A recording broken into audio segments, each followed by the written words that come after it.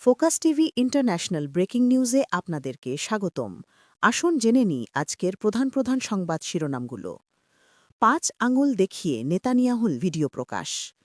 যুদ্ধবিরতি বা আলোচনার কোনো প্রস্তাব আমরা দিইনি, ট্রাম্পের দাবির প্রেক্ষিতে আরাগোচি। আফগানিস্তান লাল রেখা অতিক্রম করেছে, অভিযোগ পাকিস্তানের। ড্রোন প্রতিরক্ষা সহায়তার বিনিময়ে মধ্যপ্রাচ্যের দেশগুলো থেকে অর্থ ও প্রযুক্তি চাই ইউক্রেন।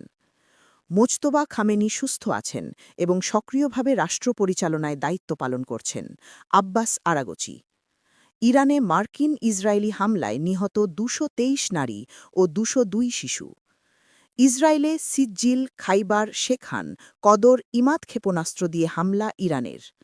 শাহেদ ১৩৬ নকল করে লুকাস ড্রোনে ষড়যন্ত্র যুক্তরাষ্ট্রের, সতর্ক করল ইরান। আফগানিস্তানে বিমান হামলা পাকিস্তানের, যুদ্ধের দ্বারপ্রান্তে দুই প্রতিবেশী। ইরান যুক্তরাষ্ট্র সংঘাতের কারণে মার্কিন সমর্থন হারাতে চায় না ইউক্রেন, জেলেনস্কি। ইরানের খার দ্বীপে শুধু মজা করার জন্য হলেও বোমা মারতে পারে আমেরিকা, ট্রাম্প। যুক্তরাষ্ট্রের নাগরিকদের দ্রুত সৌদি আরব ছাড়ার নির্দেশ। নেতানিয়াহুকে ধাওয়া করে হত্যার হুঁশিয়ারি। পারমাণবিক অস্ত্র বহনে সক্ষম অত্যাধুনিক মাল্টিপল রকেট লঞ্চার সিস্টেমের পরীক্ষা চালিয়েছে উত্তর কোরিয়া। এই ছিল আজকের প্রধান প্রধান আন্তর্জাতিক সংবাদ শিরোনাম।